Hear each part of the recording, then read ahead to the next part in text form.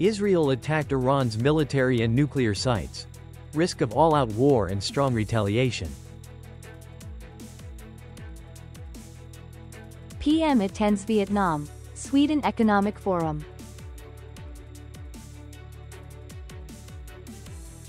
Cửa Lò builds a civilized, friendly tourism environment. Hello everyone, you're watching today's news on NTV channel. My name is Đăng. Let's get started. Only Friday, Israel launched a large-scale airstrike on multiple targets in Iran. The Israeli defense minister described it as a preemptive strike. In response, Iran quickly closed the airspace over its capital, Tehran. The situation has raised fears of serious escalation in tensions across the Middle East. We struck at the heart of Iran's According to Israeli Defense Minister Israel Katz, the attack took place in the context of the country's fear of a retaliation from Tehran. The airstrike targeted facilities belonging to Iran's nuclear program and long-range missiles. According to the description, this was a precise, coordinated, and carefully prepared attack campaign against dozens of targets across Iran. The airstrike last night is said to have killed General Hossein Salami, Commander-in-Chief of Iran's Islamic Revolutionary Guard Corps, IRGC. He is one of the most powerful figures in Iran's military and a symbol of toughness in the face of international pressure. The assassination of General Salami and the large-scale airstrikes on Iranian territory are likely to lead to strong retaliation from Tehran. President Vladimir Putin announced that Russia is forming a separate branch of unarmed aerial vehicle forces, a major move to modernize its military during the ongoing war in Ukraine. Speaking at a meeting with military officials, President Putin emphasized that UAVs are playing an increasingly important role on the battlefield, not only in attacking targets but also in reconnaissance, electronic warfare, and mine-laying and demining, contributing to the destruction of about 50% of targets. Putin emphasized that the establishment of the UAV force needs to be carried out quickly and effectively, based on accumulated experience in training human resources, manufacturing and supplying modern equipment. This force, called the Unmanned Systems Force, was first announced by Russia in December 2024 and will be deployed from the third quarter of 2025 as part of a long-term strategy to apply unmanned technology to modern warfare. During his official visit to Sweden, Prime Minister Phạm Minh Chính and Swedish Minister for International Development Cooperation and Foreign Trade, Benjamin Dosa, co-chaired the Vietnam-Sweden Business Forum in Stockholm, theme, Green Transformation, Digital Transformation and Innovation.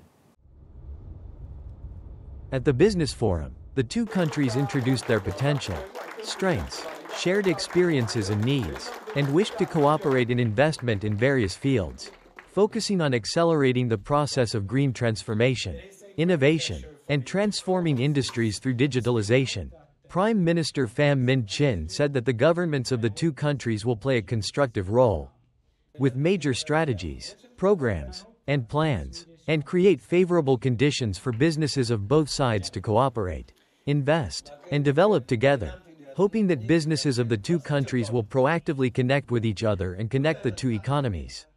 Vietnam commits to ensuring the legitimate and legal rights and interests of businesses, ensuring political stability, social order and safety, ensuring stable policies, so that businesses can feel secure in investing and developing stably and sustainably. Coming up next are some updated news. Vietnam is taking part in the 39th International Travel Expo Hong Kong, China. Held from June 12 to 15 at the Hong Kong Convention and Exhibition Center. The event gathers around 500 businesses from 65 countries and territories. Vietnam Airlines Corporation and Vietjet Aviation Joint Stock Company have booths at the exhibition. The theme of this year's fair is From Recovery to Development. In an effort to attract younger travelers and young families, organizers have introduced two new exhibition zones this year: Generation Z and Youth Travel, and Family Travel. The Ministry of Construction has just sent an official dispatch to the People's Committee of Nguy Province and Vietnam Airports Corporation, ACV, regarding the implementation of the project to extend the existing runway at Vinh Airport. The Ministry of Construction basically agreed to study the plan for ACV to invest in extending the runway and adding a taxiway system in its role as Vinh Airport Enterprise. The People's Committee of Nghệ An Province will allocate funds and support the implementation of site clearance work. To meet the implementation schedule, the Ministry of Construction requested ACV to promptly prepare the dossier requesting approval of the project investor and submit it to the People's Committee of Nghệ An Province according to regulations.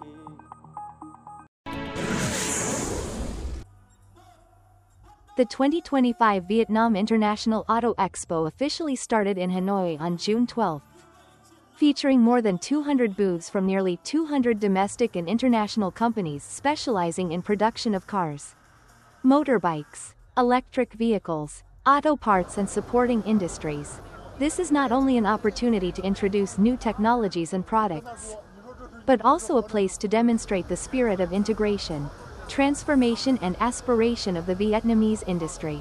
Vietnam Auto Expo 2025 is expected to attract 12,000 visitors and direct workers, affirming its role as a prestigious annual event of the automobile, motorbike and supporting industry market in Vietnam.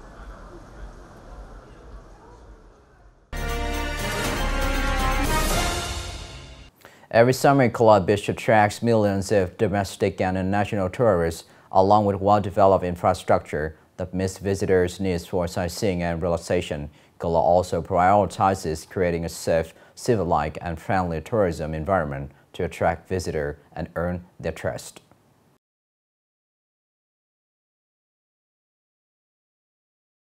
Entering the 2025 beach tourism season, Cửa Lò continues to implement the 5 No's policy. No overcharging, no pestering or harassing tourists, no unauthorized massage or street vending, no environmental damage, and no disturbances to public order. We have established a tourist security team to ensure activities outside the beach, including activities related to street vending. We have promoted, mobilized and pushed street vending activities out of the area. Any cases of resistance will be handled according to the law. Along the beach, in front of restaurants and hotels, the situation of street vendors bothering and annoying tourists, as seen in the past, has been basically eliminated. Cửa Lò has become cleaner, more beautiful and more orderly. This year when I come to Cửa Lò, I see many changes from the beach area to the entertainment area. In particular, the street vendors have also been greatly reduced. From a pilot model, after more than a decade, electric tourist vehicles in Cửa Lò have become one of the important means of transportation, providing a friendly and convenient experience for tourists. Up to now, Cửa Lò has nearly 280 electric vehicles registered for business, serving visitors on tours to scenic spots, entertainment areas and shopping centers. By focusing on improving service quality and cultural behavior, the electric vehicle operation in Cửa Lò is increasingly trusted and chosen by both locals and tourists. To improve the behavior of electric car owners towards tourists as well as their working style, we have trained electric car owners at the Ward People's Committee.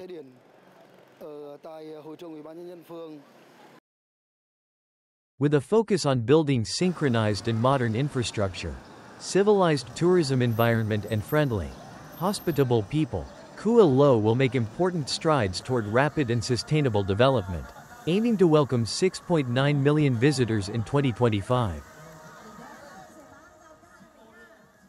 This is the end of the show today. Thank you for watching.